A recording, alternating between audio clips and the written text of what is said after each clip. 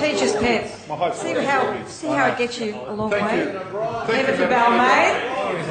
Order.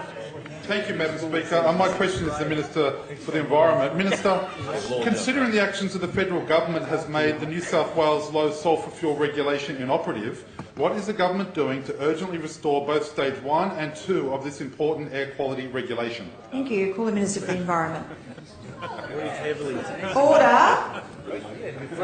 Thank you. Minister for the Environment. Thank you, Madam Speaker. Can I thank the member for Balmain? Member for Balmain. Member for Balmain. Can I thank the member for Balmain for his question and his ongoing advocacy on the issue of air quality in the Balmain electorate. Everyone who is born, lives, plays, learns, works, travels, makes their home, does business, grows old in New South Wales deserves clean air. New South Wales communities generally enjoy good air quality, but some urban and regional communities are exposed at times to elevated pollution levels. Population growth raises the risk of more people being exposed to existing pollution levels, and rising pollution as businesses, transport and household activities increase. Science is revealing more about the way emission sources pollute the air we breathe, and predicting that climate change will result in more episodes of poor air quality. And there's growing evidence of the serious health effects and costs of air pollution. So while we have generally good air quality in New South Wales, we can't rest on our laurels and there is more to do. That's why, for example, New South Wales led the national process for tougher national standards for fine particle and coarse particle solution.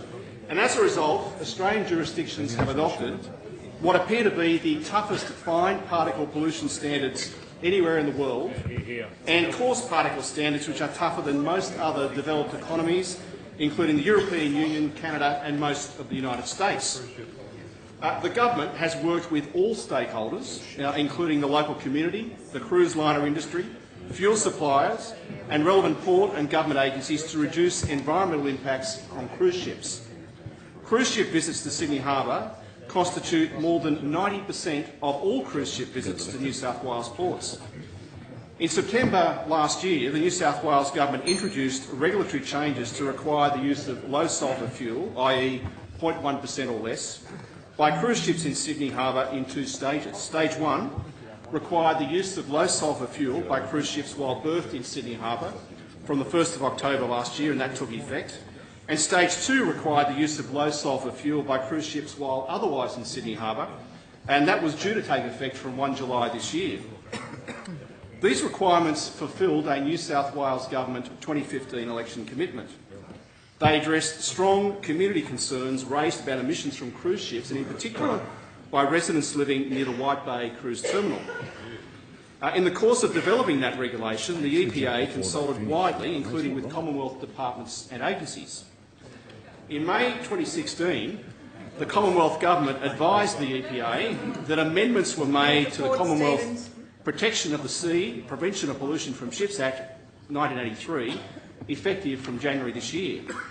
It's clear that these amendments to the Commonwealth Act prevail over the New South Wales regulation and have had the effect of rendering the New South Wales low sulphur requirements inoperative. However, from extrinsic materials for the Commonwealth amendments, it appears that this effect on New South Wales low sulphur requirements was unintended. So on 21 July, I wrote to the Federal Minister for Infrastructure and Transport and the Federal Minister for the Environment and Energy, having discussed it with the previous Federal Environment Minister shortly before the election, asking the Commonwealth Government to urgently amend the Protection of the Sea, Prevention of Pollution from Ships Act to allow for the operation of New South Wales's low sulphur fuel laws. And I await that response. In the interim... You have a point of order, Member for Rockdale?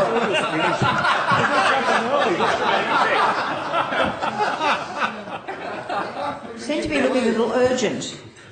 You may leave the room if you wish.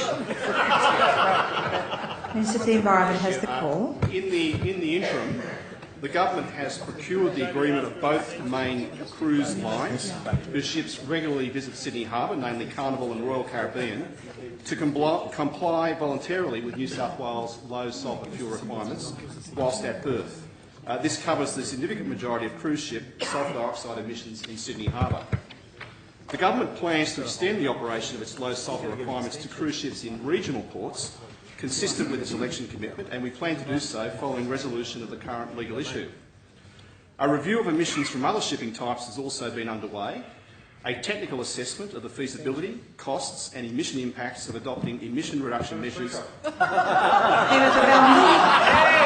Member for 2 minutes. Granted, thank you. Thank you, Member for Balmain. A technical assessment of the feasibility, the costs and the emission impacts of adopting emission reduction measures for ships at major ports in the New South Wales Greater Metropolitan Area was completed by an international shipping consultancy expert in 2015. A stakeholder workshop was held to discuss the report's findings and to seek feedback from industry and community representatives. Further recommendations will be made to government based on this review. We're also investigating the potential use of alternative technologies that reduce air pollution impacts. Madam Speaker, this government takes the issue of air quality very seriously, and we will continue to strive for improved air quality right across New South Wales.